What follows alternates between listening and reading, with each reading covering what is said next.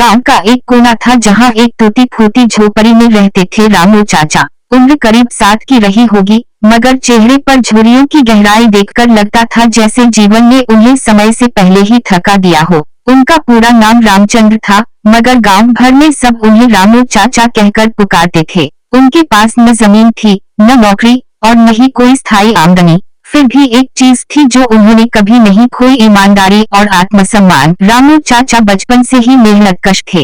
माता पिता का साया बचपन में ही उठ गया था। छोटे भाई बहनों का पेट पालने के लिए उन्होंने दूसरों के खेतों में मजदूरी की, कभी लकड़ियां काटी तो कभी मवेशियों को चराने का काम किया। शादी उन्होंने की तो जरूर, पर पत्नी भी बीमारी के कारण जल्दी ही चल बसी। कोई संतान नहीं हुई। वो अकेले पड़ गए, मगर कभी किसी के सामने हाथ नहीं फैलाया। कहते थे डैश जितना है उतना भगवान का दिया है, जब दिया है तो कल और देगा। रामू चाचा का सबसे प्यारा रिश्ता गांव के बच्चों से था। वो बच्चों को कहानियां सुनाया करते थे, राजा रानी की, वीर सैनिकों की और सबसे ज्यादा अपनी खुद की जिंदगी की। बच्चे उन्हें बड़े ध्यान से सुनते, क्योंकि उनकी कहानियों में सच्चाई होती थी। कई बार वो पुरानी कापियां और पेंसिलें इकट्ठा करते और बच्चों को पढ़ने को कहते। कोई स्कूल नहीं जा पा रहा हो तो खुद उसे पढ़ा देते। रामू चाचा अनपढ़ जरूर थे, मगर जीवन का ज्ञान उनमें कूट कूट कर भरा था। गांव में जब किसी के घर खुशी आती तो रामू चाचा सबसे पहले वहां पहुंचते, चाहे वे शादी हो या कोई त्योहार।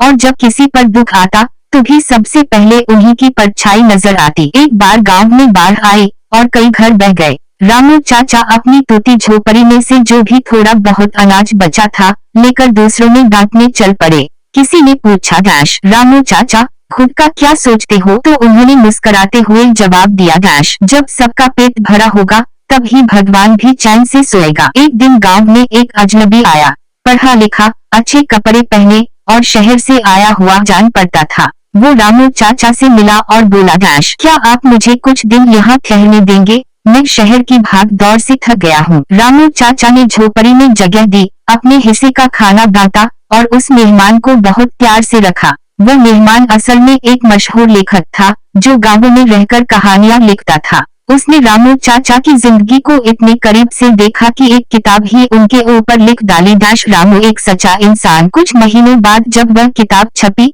तो शहरों में रामू चाचा की चर्चा होने लगी। टीवी चैनलों ने भी उन्हें खोज निकाला। लोग मिलने आने लगे, सम्मानित करने लगे, मगर रामू चाचा वही के वही रहे। जो पहले एक फटा हुआ धोती पहनते थे अब भी उसी में रहते। उन्होंने कहा डैश सम्मान तो भगवान ने दिया है, मैं तो बस अपना काम करता रहा। रामू चाचा एक दिन नींद में ही दुनिया से विदा हो गए।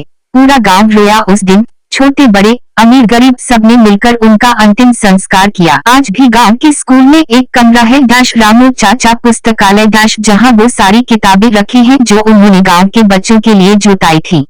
सीख रामू चाचा की कहानी हमें सिखाती है कि डैश सच्ची अमीरी दिल से होती है, जेब से नहीं। डैश दूसरों की सेवा बिना स्वार्थ के ही सच्चा धर्म है। डैश जीवन में परिस्थितियां कैसी भी हो, आत्मसम्मान और ईमानदारी को नहीं छोड़ना चाहिए।